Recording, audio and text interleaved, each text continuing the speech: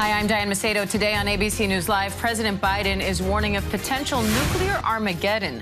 The president says the risk is the highest it's been since the Cuban Missile Crisis. This is Vladimir Putin's military loses ground in Ukraine and Russians flee his draft. The new jobs report is out amid fears of a recession, what it could mean for inflation, wages, and your wallet. And the new report on the investigation into Hunter Biden. Could the president's son face federal charges? We begin with President Biden's warning about Vladimir Putin's nuclear threat as Russian forces lose ground in Ukraine. Putin has said he will use all available means to protect Russian people and territory, including newly annexed areas of Ukraine. Now Biden says Putin is not joking, adding the risk of nuclear Armageddon hasn't been this high since the Cuban Missile Crisis. Senior White House correspondent Mary Bruce has the latest.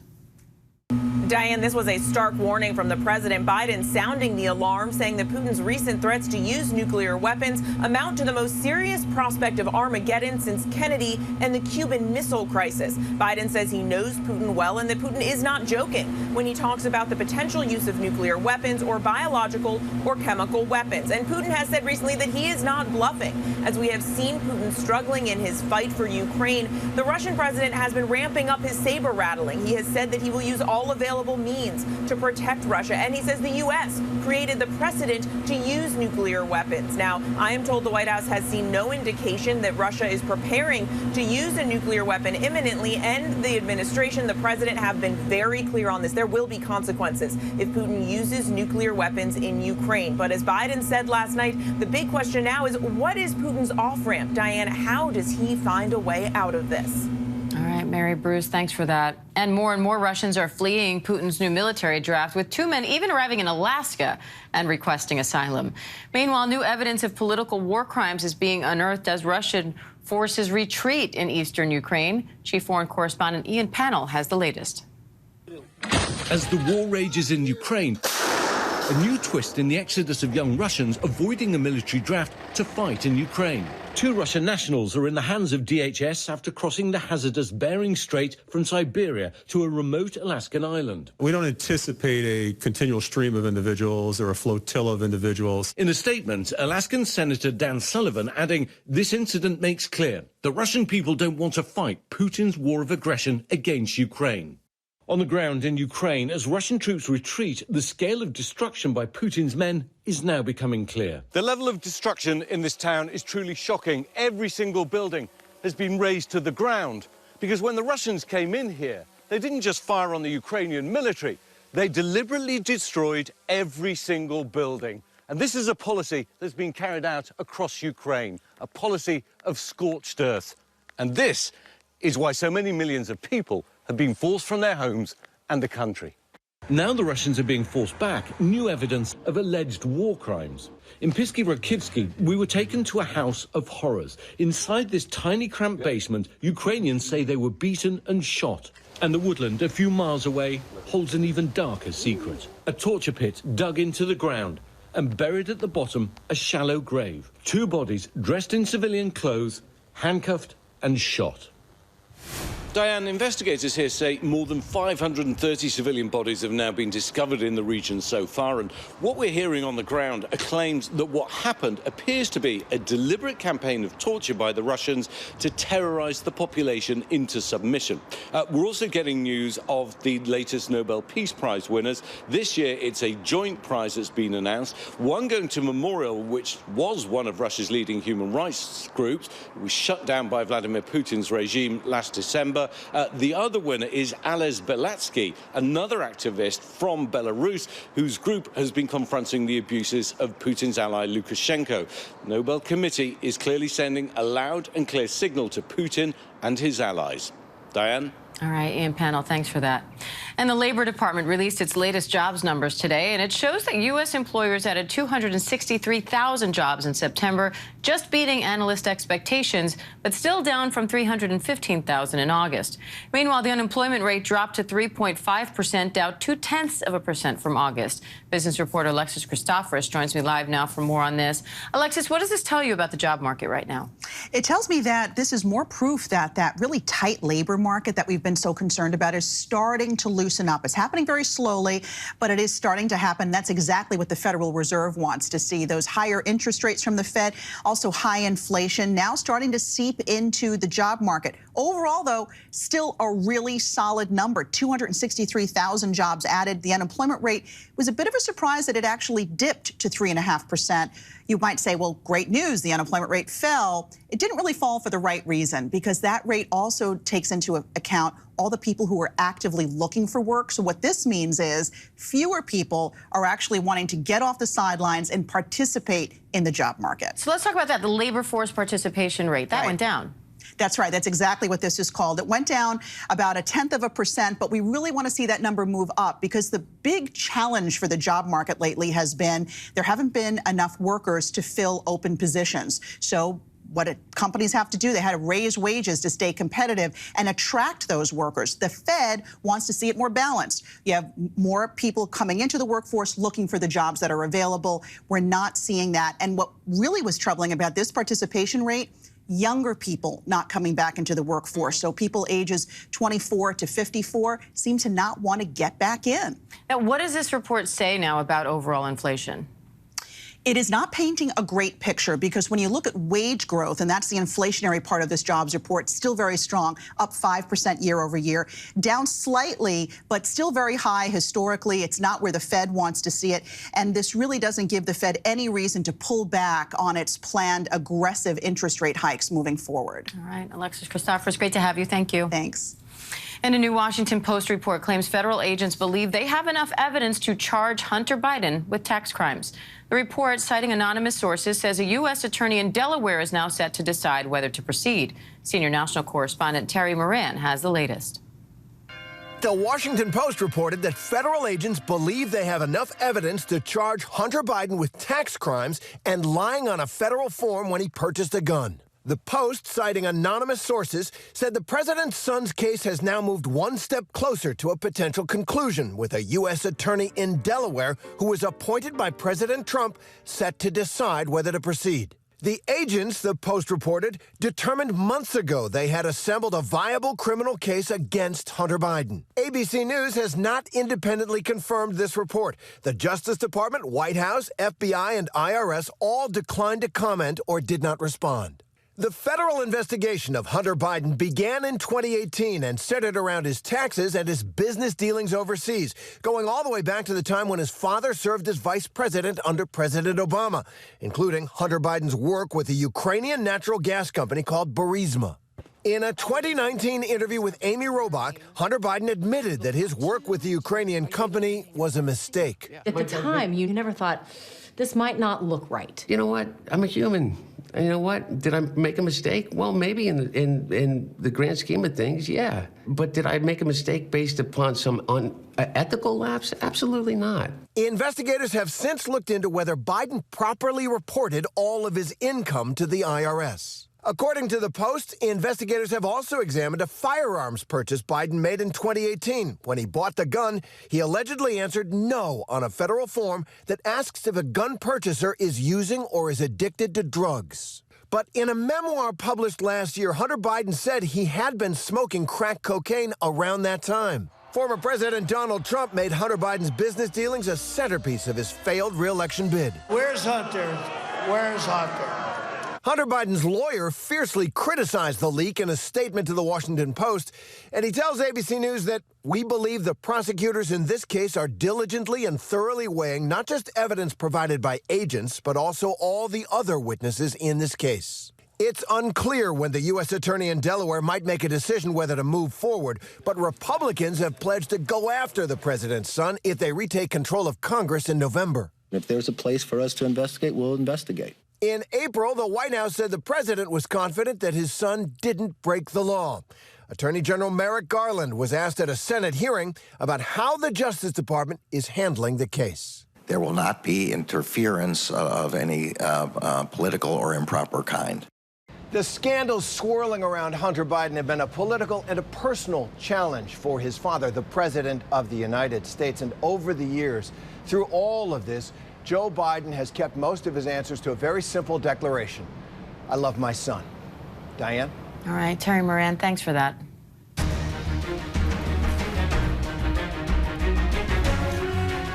And we're just over a month away from the midterm elections, and control of Congress is on the ballot.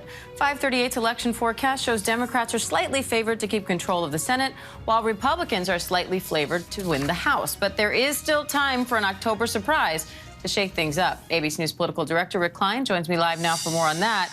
Rick, inflation and the economy are key issues this election cycle. Are Democrats vulnerable there? 100%, and they're very concerned that the OPEC Plus decision to try to take down production is going to mean a spike in gas prices. This has been something that Democrats have been able to trumpet a bit, but we're hearing it around the country that people are still concerned about high prices, and this is the overwhelming issue. We're seeing it pop up in polls and race after race, Democrats on the run and increasingly concerned about that being a drag. Now, President Biden announced that he's pardoning all Americans convicted of simple marijuana possession under federal law. That's a policy broadly popular with the American people. Could that impact the midterms? It's also a policy that many Democrats brought as a campaign promise, including President Biden. We saw the Senate Democratic candidate, John Fetterman, when he met with Biden about a month ago, he said specifically he was only meeting with him to talk to him about marijuana legalization. So this is a big issue in the Democratic base. Whether or not people vote directly on it, clearly the American public has moved on this. And I think for President Biden to deliver on this, in addition to student loans, in addition to the climate bill, you're starting to see the pieces of what Democrats can bring to their base and say, look, we're getting things done for you. Rick, we've also been following those new developments in the allegations against Georgia Republican Senate candidate Herschel Walker. He's denied reports that he paid for a girlfriend to have an abortion years ago. And so far, Republicans have defended him. How do you see this playing out with voters in Georgia? Yeah, you talked about that October surprise. This is almost the textbook definition. For Herschel Walker, I think there's some complicating factors, including the fact that his own son says he believes the allegations. He is denying them, but some of his previous denials on other issues have not held up. Republicans have no choice at this point but to stick with him. Their hope is that that voters in Georgia have already internalized the various scandals around Walker and don't care. They like him as a star in football, or they like the way he might vote. But it's not clear how voters are going to react. I know the big concern among Georgia Republicans is that some voters in Georgia might vote for Governor Brian Kemp, but might leave that Senate race blank. Now, we also have this new report now out today that investigators believe, according to sources that the Washington Post is citing, that they have enough to file charges against Hunter Biden, against the president's son. How could that impact the midterms? Well, what the Department of Justice doesn't like is October surprises. It would be highly unusual for them to file charges that might have political impact on older charges, on something that isn't necessarily pressing this close to an election. The same, we presume, would hold in the various investigations around Donald Trump, including his handling of classified documents. This has been a major touchstone on the right. We saw that former President Trump, a lot of right-wing commentators have long been digging into this story and think it has been undercovered. They want to see justice done in their view. I don't foresee a way that the Justice Department would get into this before the election, but that's why they're called surprises, I suppose. So, Rick, what other key races are you watching as we enter what is really the home stretch now going into the midterms? Yeah, keep an eye out west. We just had a debate last night in Arizona. Senator Mark Kelly put some distance between himself and the Biden administration on immigration. We're going to see former President Trump campaign in both Arizona and Nevada over the weekend. And let me tell you, those two states are key to the Senate hopes. They see a map and math that says to the Republicans, wow, we've got a chance to win this thing, even though the tension has been on places like Pennsylvania, on places like Georgia, on places like Florida. If they win just those two seats, those 538 numbers that you see, they reverse themselves really quickly. And all of a sudden, Republicans are heavily favored to take the Senate. All right, Rick Klein, we appreciate it as always. Thank you. Thanks, Diane. Coming up, why the CDC is ordering enhanced Ebola screenings for some travelers coming to the U.S. Dr. Patel joins me live after the break.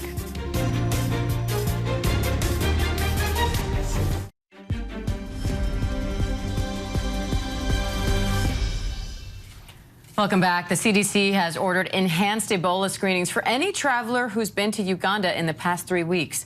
This comes after an outbreak popped up in the country 2 weeks ago. ABC News medical contributor Dr. Alok Patel joins me live now for more on this. Dr. Patel, Ebola sparked a nationwide panic in 2014 when it spread to the U.S., but officials say that there are no confirmed or suspected cases in the U.S. right now and that the risk of Ebola here is low. So how worried should we be about this? Well, Dan, you're absolutely correct. The risk is low right now if you're outside of Uganda. And simply put, according to the CDC, Unless you are within about a foot or 3 meters of someone who is symptomatic, your risk of getting Ebola is minuscule. But as we have seen with previous infectious disease, including COVID-19, and as literally stated in the CDC directive right now, any communicable or infectious disease can go anywhere in the world within 24 hours. So it is important that we not only prevent cases from spreading across the ocean and coming from Uganda, but that we address it at its source. This is why these public health declarations and why symptomatic screening is good public health intervention. Roughly 145 people arrive in the U.S. from Uganda every day, but only certain airports are conducting these special screenings. Why? I think what it comes down to is what airports are most capable of handling this type of influx. And from what I briefly saw this morning, the majority of flights from Uganda are inevitably going to one of these 5 airports, as it is as well. I think one thing that we want to see play out is what exactly the questionnaire is going to look like, because there are not many, if any, direct flights from Uganda to the United States. So are we going to be honest when it comes to getting these questionnaires in place for people coming from other countries to the United States? And this is part of the complexity with screening, which is why it's very important for the public and everyone working in the healthcare profession to be aware of what's happening. All right, before I let you go, I want to ask about COVID too. Are we going to start seeing what we've seen in the past, these surges in cases as the weather gets colder and more people stay indoors? You know, Diane, the mere fact that I cannot give you a straight answer, or that no public health official is able to tell you this is definitively what's going to happen, is why there is still a debate about whether or not we should still be calling this a pandemic, because it is unclear what could happen, especially with so many variants right now that public health officials are monitoring. It's still important for people out there to understand that 400 to 500 people could potentially die every single day. And it's absolutely important to make sure people out there are getting their vaccines and their boosters, and they're staying vigilant. And what's the latest guidance for people who have or think they're up to date on their vaccines? When should you be looking out to get a second or third booster? Well, it comes down to not only your age to see what you're eligible for. That's obviously different if you are young or if you're old, but everyone out there should be paying attention to at least getting that first booster that has been available for the majority of the population. We still have a very low amount of people getting that booster, especially that population above the age of 65. And I have to keep going back to the primary vaccine series. Not everyone out there has gotten that 1 shot of Johnson & Johnson or those 2 shots from the mRNA vaccines.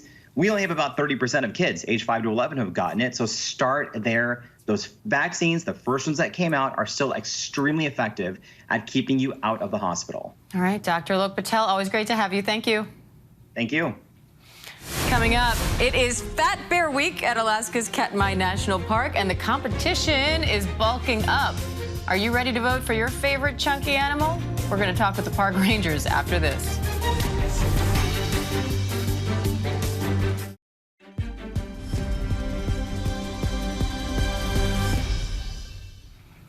Welcome back. Fat Bear Week is in full swing at Alaska's Katmai National Park. The Alaskan bears work very hard all summer to bulk up before entering hibernation. And now, thanks to the annual contest, you can pick your favorite chubby contender. Former park ranger and founder of Fat Bear Week, Mike Fitz, and Katmai National Park Ranger Felicia Jimenez joining me now to tell us a little more about this. Thank you both for being here. Mike, loving the background, very entertaining. Mike, how does this work? And why start this contest? Fat Bear Week is your opportunity to choose who you think is the fattest and most successful bear of the year. For bears, fat is so important to their year-round survival. They need it as a fuel in the wintertime to survive a prolonged famine when they don't eat or drink. And they work very hard during the summer to sequester those fat reserves. So we encourage everyone to vote on fatbearweek.org to pick who they think was the best bear of the year. Felicia, we've got Chunk, Divot, Grazer, Holly, Otis, the list goes on. How do you come up with the names for these bears? Well, for the most part, the older bears like Holly, Divot, those bears have been given names by our bear monitor. They are a little bit older. For park policy now is our new bears only get numbers. So we've grandfathered those older names in. Ah, I see. Those are special bears that have the names. Mike, why is the process of fattening up so important for bears? In the wintertime, bears need body fat to to stay warm and to provide metabolic water. They're amazing animals in the sense that when they go into their dens, sometimes they'll be in there for 6 months. They don't exercise, they don't eat, they don't drink, they don't urinate, they don't defecate, but they come out of the den with their muscle health intact, their bone health intact. Really what they've lost during that period of time is their fat reserves. And also female bears need a little bit of additional fat to support the birth of their cubs and to nurse them during those first several weeks, because brown bears give birth while they are hibernating. So that's another fascinating facet of their lives. And Felicia, what happens if you feel like a bear isn't gaining enough weight? Is that cause for concern? If a bear doesn't gain enough weight, yeah, it can really affect their survival because they are relying entirely on those fat reserves for hibernation. They won't eat or drink during the den, so gaining as much weight as possible is very important to their survival. So what do? Are you making bear protein shakes or something like that in that case? They are eating mostly salmon. Katmai National Park in Bristol Bay, Alaska is home to one of the healthiest sockeye salmon runs left on the planet. So they have plenty. We don't need to make them protein shakes. They're eating really here. And Felicia, I know you also have bear cams to kind of allow people to watch the bears live. What's the motivation there? Yeah, well, Katmai National Park is one of the most remote national parks in the National Park Service system. And those bear cams make it more accessible for people. And yeah, it's really difficult to get here. So getting to watch the bears on the camera is just one way we can make it more accessible to everybody to see. Mike, how do we vote and what's the criteria we need to keep in mind here? Voting starts at 12 noon Eastern time today on fatbearweek.org, but Fat Bear Week is a subjective competition. So it's not necessarily about who is the overall biggest bear.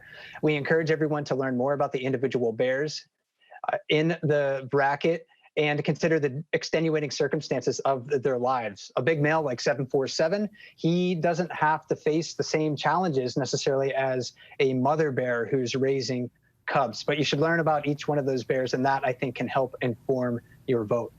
Mike, I also feel like, not only can people vote, but I feel like I've been participating by fattening up myself. Is that encouraged for fans of these bears? It can be. I haven't been getting enough exercise this week because of all the work that we need to do to put on a Fat Bear Week. All right, I'm going to let you go so you guys can go have lunch. Mike Fitz, Felicia Jimenez, thank you both. Happy Fat Bear Week. Happy Fat Bear Week to you.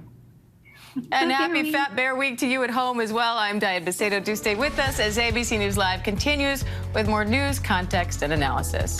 Anyone else hungry?